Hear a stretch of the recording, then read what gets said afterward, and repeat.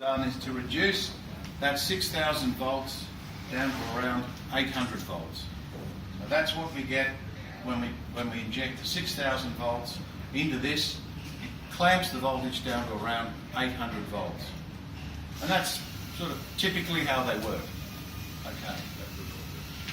Now this afternoon we're going to talk about some of the problems of installing these devices. And one of the problems that we have is that because the impulses that we're talking about are very fast impulses, so they rise very quickly in time and they decay fairly quickly as well. The length of cable that you connect these in with affects the overall performance of the surge diverter. So if I make a minor change,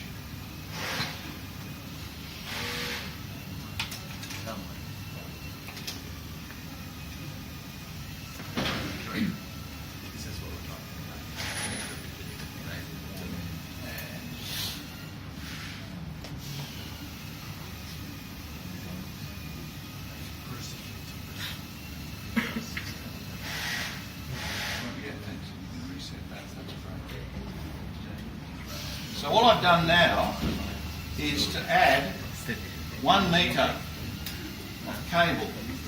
So if you think about this as sitting in a switchboard, and up there is the active bus bar, and down there is the neutral and the earth. You have to wire it in with some cable. But the problem is that the cable affects the performance of the unit. So instead of now measuring the voltage that's been let through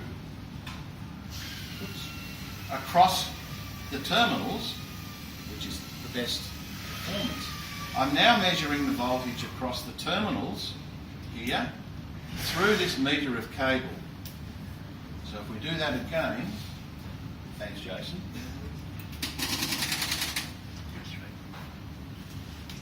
It'll count down, you see.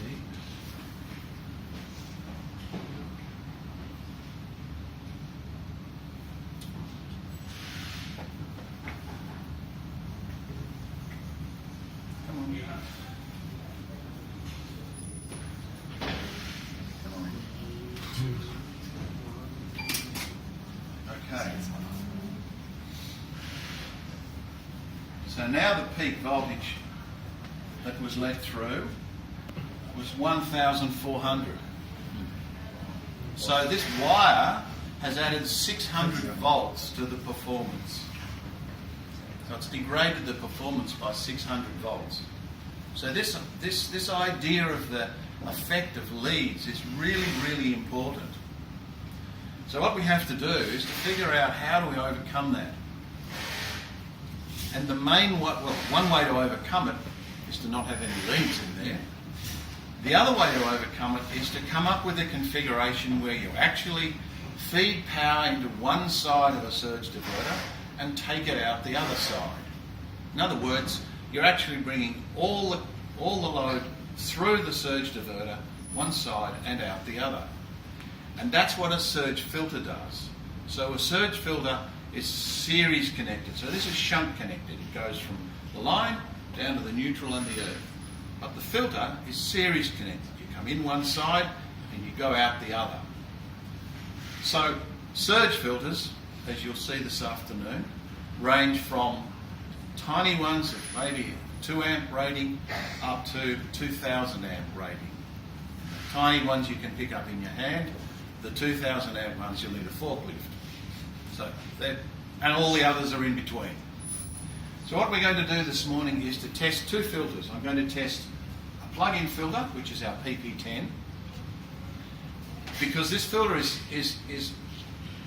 fairly special in that not only does it provide surge protection, but it also provides noise filtering as well.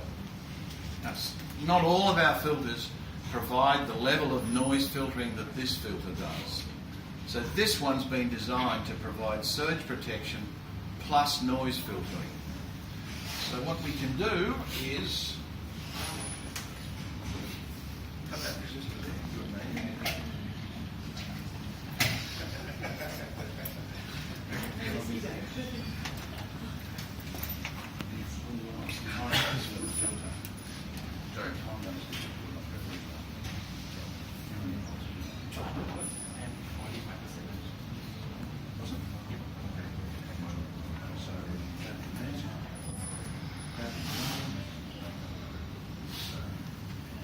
Now we're going in one side of the filter and out the other side.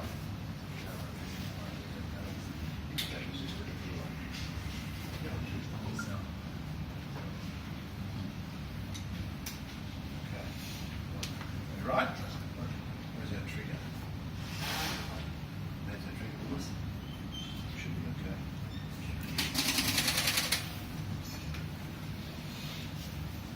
So this time we've got a load, just a little resistor on the output, just to simulate that there's a load connected to it.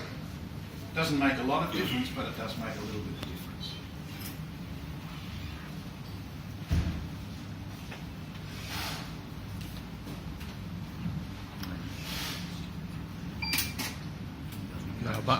Now, that peak voltage is only 400 volts, 460 volts. So instead of it being 800 like a surge diverter, it's now down to about 460, and it's about the same on the other side.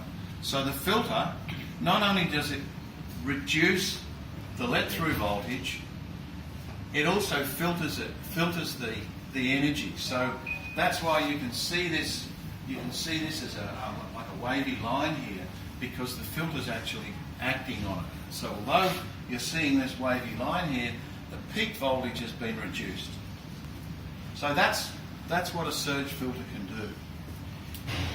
The other thing that a surge filter can do, this particular surge filter, it can provide noise filtering. Now we don't have the test equipment here to actually do the noise frequency responses, but I can show you this afternoon the results that we get. Okay. The next one that we're going to do